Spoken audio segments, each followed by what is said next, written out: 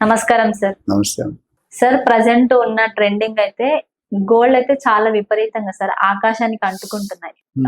Cost అయితే gold అవ్వచ్చు, silver అవ్వచ్చు, అండ్ మన స్టాక్ మార్కెట్, రియల్ ఎస్టేట్, ఈ 3 ఇన్వెస్ట్మెంట్ లో చేస్తే మనకి ఎలాంటి బెనిఫిట్స్ ఉంటాయి సార్? ఫ్యూచర్ లో కనుక మనం ఇవి ఇప్పుడు ఇన్వెస్ట్ చేసి పెట్టుకుంటే ఎలాంటి బెనిఫిట్స్ ఉంటాయి సార్? ఇప్పుడున్న యూత్ కావచ్చు, అండ్ కొత్తగా జాబ్స్ చేసిన వాళ్ళకి అవ్వచ్చు, కొత్తగా ఇన్వెస్ట్మెంట్ చేసే వాళ్ళకి మీరు ఇచ్చే గైడ్ లైన్స్ ఏంటి సార్? ఇప్పుడు కొన్ని సడన్ గా జరిగిపోతుంది. 50 సంవత్సరాల్లో జరగంది అవును సార్. 5 నెలల్లో జరిగింది. సో నేను అనేది ఏంటంటే అన్ని ఇన్వెస్ట్మెంట్ మంచివే. నన్ను రియల్ ఎస్టేట్ అంటే రియల్ ఎస్టేట్ మంచి అంటాడు, స్టాక్ మార్కెట్ అంటే షేర్ మార్కెట్ మంచి అంటాడు, గోల్డ్ అమౌంట్ అలా కాదు. నిజ జీవితంలో ఎలా అవుతుంది? గోల్డ్ గురించి ఎగ్జాంపుల్ ఇస్తాను. 1993 రఫ్ గా నాకు తెలిసింది 4,500 తులం బంగారం ఉండేది, 24 క్యారెట్లు. అదే 2011-12 లో 28,000 అయింది, సేమ్ 24 క్యారెట్. అదే మీరు కరోనా టైంలో 2019-20 లో 55,000-60,000 ఉండేది. ఇప్పుడు లాస్ట్ 7-8 నెలలు ట్రంప్ గారు ప్రెసిడెంట్ అయిన తర్వాత మేబీ 65,000 నుండి దాదాపు 1,20,000 దాకా ఇంచుమించు. అంటే 20 + 30 55,000 పెరిగింది. చరిత్రలో హిస్టరీ రీరైట్. ఇంతవరకు ఎన్నడూ కూడా గోల్డ్ లో అంత జంప్ అనేది జరగలేదు, చేయలేదు. ఇంకా పెరుగుతుంది, గోల్డ్ ఇంకా పెరుగుతుంది. నాకు అంచనాల ప్రకారం ఇలా పెరుగుతుంటే 1,50,000 ఇది, 2 లక్షలు అది. 1,50,000 నుండి 2 లక్షల వరకు కేజీ సిల్వర్. తులం బంగారం ఏంటంటే 1,30,000 1,40,000 అయిపోతుంది. తర్వాత కొంచెం తగ్గొచ్చు, కానీ అంత తగ్గదు. మనకు అనుకున్న బేస్ లెవెల్కి రాదు. ఒక 5-10,000 ఎప్పుడు తేడా ఉంటుంది. సో గోల్డ్ లో జరిగిన సన్నాహం ఇది. ఇప్పుడు మీకు 20,000కి 30,000 కూడా 20,000కే తులం బంగారం దొరుకుతుంది. మీకు తెలుసా? క్యారెట్లు తక్కువ ఉంటాయి. ఇది 24 పోతే 9 క్యారెట్ ఉంటుంది. 9 క్యారెట్ ఉంది, 14 క్యారెట్ ఉంది, 18 క్యారెట్ ఉంది, 22 ఉంది, 24 ఉంది, రకరకాల క్యారెట్లు. అంటే గోల్డ్ కొనుక్కోలే ఆశ తప్ప అందరికి ఉంటుంది. డబ్బులు లేని వాళ్ళు ఇది కొనుక్కుంటుంది. ఒరిజినల్ గోల్డ్ డూప్లికేట్ గోల్డ్ చూడరు కదా. గోల్డ్ ఉందా లేదా, అది చైన్ వేసిందా లేదా, అమ్మాయి నెక్లెస్ పెట్టిందా లేదా, సినిమాలో అట్లా డమ్మే పెడతారు కదా, మీటర్ పెట్టి చూడరు కదా నీ ఒంటి. అదే విధంగా ನಾವು స్టాక్ మార్కెట్ వద్దాం. స్టాక్ మార్కెట్ అంటే ఏంటి? షేర్స్. దినగంట every day, every second, every minute మారిపోతుంటది స్టాక్ మార్కెట్. నీకు అందులో అవగాహన లేకపోతే నీ చేతులు కాల్చుకున్నట్టే. ఇప్పుడు గోల్డ్ లో రియల్ ఎస్టేట్ పెట్టేసి నిద్రపోవచ్చు. నిద్రపోతే నువ్వు నిద్రపోయినప్పుడు కూడా పెరుగుతుంటది. కానీ ఇక్కడ పొద్దున్న లెగిస్తే స్టాక్ మార్కెట్ ఫస్ట్ 5 days ఉంటుంది. ఆ 5 days 6 days లో కంటిన్యూస్ మానిటర్ చేయాలి. బొర్రెలా స్టాక్ మార్కెట్కి వెళ్తే ఇలా పెట్టుకొని ఉంటారు. తక్కువ కొనేస్తారు, ట్రేడింగ్ చేస్తారు. తగ్గితే కొనుక్కుంటారు, ఎక్కువైతే అమ్మేస్తారు. ఆ నాలెడ్జ్ అయితే నువ్వు బుక్ అయిపోతావు. ఇప్పుడు కొందరు మెజారిటీ చాలా మందికి ఉంటుంది స్టాక్ మీద ఉండదు సార్ ఎక్కువ. ఆ ఎక్స్పర్ట్స్ ఉంటారు, వాళ్ళకి ఓకే.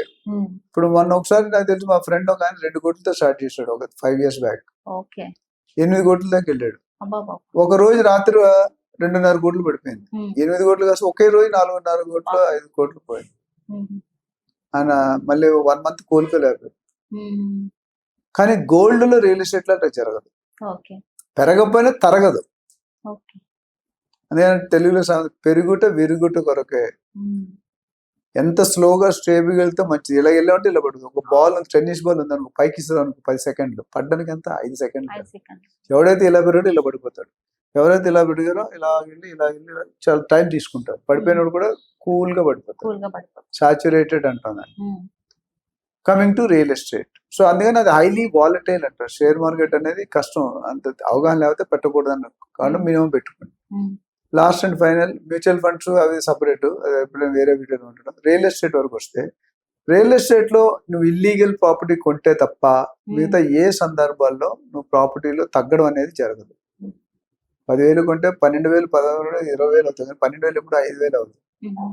సార్ కొందరు తెలియక కొంటారు సార్, అంటే వాళ్ళకి అవగాహన లేక అనొచ్చో, మరి తెలిసి కొంటారో తెలియదు, దాని మీద మోజుతో కొంటారో తెలియదు. అది లీగలా ఇల్లీగలా అనేది కూడా తెలియదు సార్ కొందరికి. సో ఏజెంట్స్ అనేసి ఇది లీగలే అనేసి వాళ్ళకి సేల్ చేసి పెడతారు సార్. వాళ్ళకి కొన్ని డేస్ అయినాక మాత్రం అప్పుడు తెలుస్తుంది సార్. దాన్ని ఎలా అంటారు సార్? దానికి ఇప్పుడు prevention is better than cure.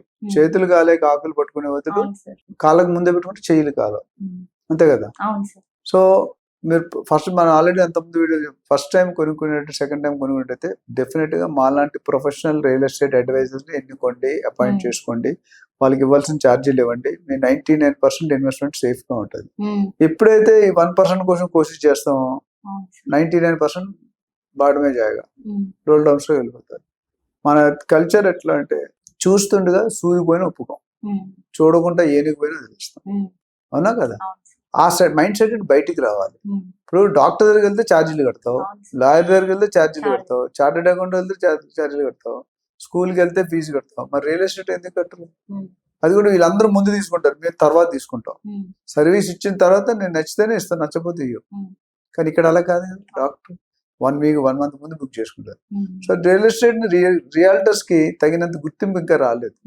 మన వాళ్ళు కూడా కొంతమంది ఉన్నారు, అటు ఇటు తేడా మేడా ఉన్నారు, బట్ సెటిల్ అవుతున్నారు, మారుస్తున్నారు. వేరే బతుకు చాలా రోల్ ప్లే చేస్తుంది.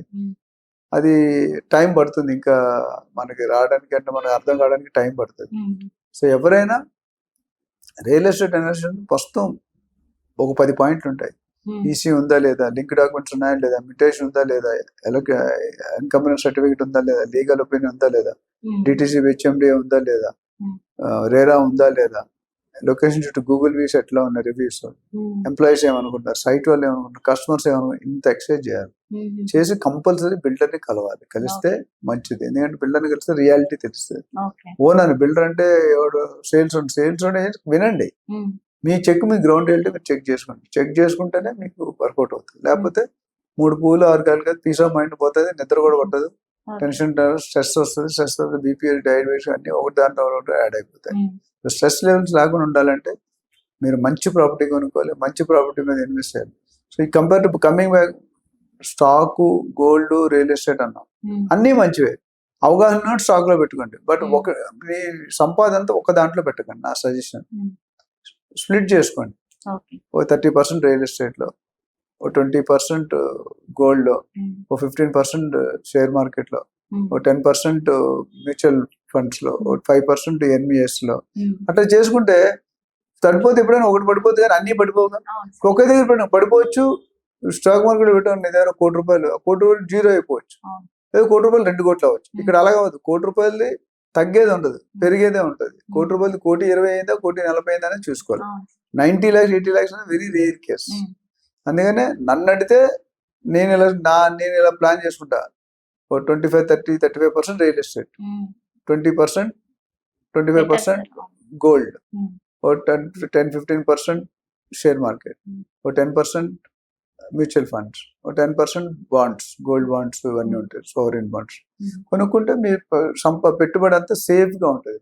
ఎప్పుడైనా పెట్టుబడి పెట్టే సేఫ్టీ, సెక్యూరిటీ, అప్రిషియేషన్ అన్ని తీసుకోవాలి.